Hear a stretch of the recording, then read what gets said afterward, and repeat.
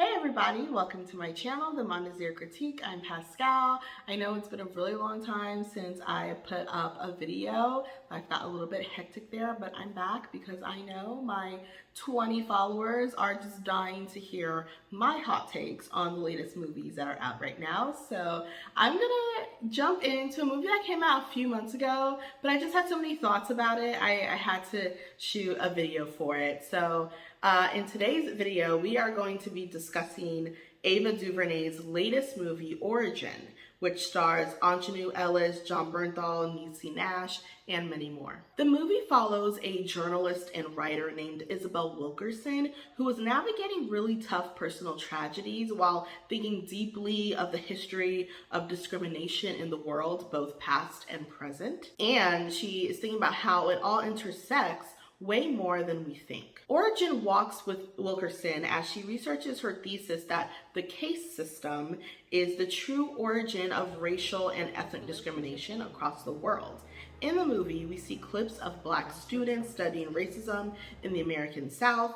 We see a German and Jewish couple in love in the middle of the rise in Nazism and the struggles of Dalits in India to drive home her theory. I was pretty eager to see Origin. It was really hyped up online, and I'm a big fan of Ava and Aunjanue and Jon, but I actually didn't know a lot about the plot going into it. And unfortunately, I must say, I left the theater after seeing Origin feeling pretty bummed at the end result and confused at Ava's decisions in telling this story about a theory on racism. For the life of me, I don't understand why this story and this nonfiction book about a really dense theory on discrimination was created to be a theatrical project. At least in the way Ava puts it together, I just don't really see why we went down this road. The majority of this movie is following Isabel as she interviews people and looking really pensive as she stews about her theory on the caste system being the original racist sin. There, of course, have been plenty of great movies following journalists unraveling a theory or a crime or a case. You know, think about Spotlight, All the President's Men, The Post, and even more recently, She Said, about the Me Too movement. But the issues and cover-ups imagined in those movies are either super relevant, juicy, or enraging. With Isabel's theory, the caste system may be an interesting theory to dig into in print, but it is honestly so incredibly dull and just plain boring as a topic the way DuVernay approaches it. For example, there is a scene where Isabel spends several minutes attempting to explain her caste system theory to Niecy Nash's character. Several minutes, and in the end, Niecy says something along the lines of, "Oh man, that's really complicated." Because it is. It's such a dense academic thesis that fails to register as interesting or engaging in casual conversation.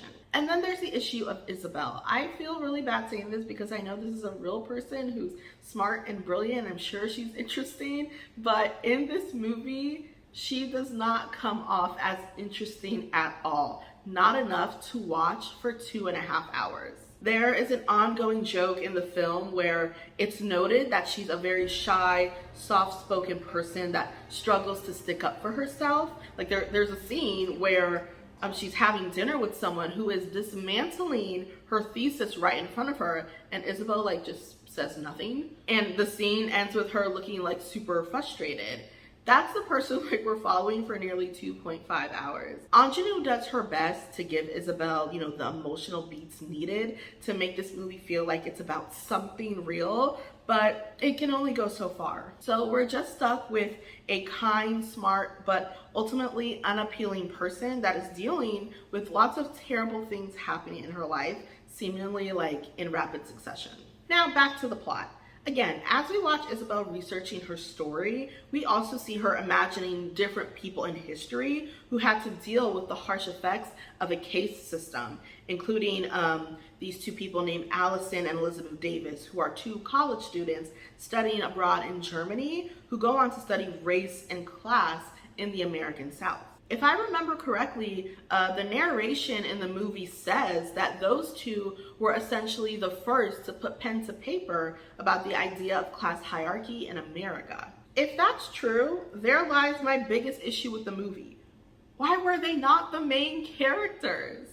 It would have been so much more interesting to watch a period piece about these two discovering the present effects of the caste system in real time, and then make the theory come alive through them. This could have also been a movie with like a true ensemble cast, making the two students I'm talking about and the German Jewish couple and the Dalits the main characters that we see in their own timelines in different periods in history. Making them intersect, as her theory suggests, would have been a much more dynamic story to sit through than watching Isabel try to tell and retell this ideal. Again, I don't fully understand the decision to mine this nonfiction, complicated thesis in this way. It needed way more color, and it needed to be way more visually and artistically appealing. And it truly is such a shame, because DuVernay is a really wonderful director who can make memorable scenes with her eyes closed. When They See Us is her best work, in my opinion, and on top of the great performances, the direction is so stellar. This movie needed tons of wonderfully directed scenes. Instead, in my opinion, we only get one really good scene. So towards the end of the movie, there's this dramatization of a story about a young black boy on an all-white baseball team who wants to go for a swim in the pool with his teammates. And I won't spoil the rest about what happened, although I'm sure you can probably figure it out, because this is the Deep South during the super racist and segregated times.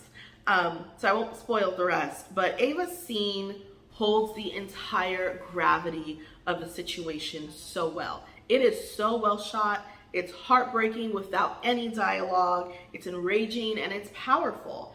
It's for sure like one of the coolest scenes I saw in 2023. There just needed to be many more scenes just like that. So should you watch this movie? I think if you're interested in the theory that it's talking about, then sure. But you'd honestly just be better off reading Wilkerson's nonfiction book on this idea. And I think you'd come away with a lot more and think a little more critically about the world than what this movie offers. And that is the Montessori Critique. Thank you for watching. Please like and subscribe, and I will see you guys later.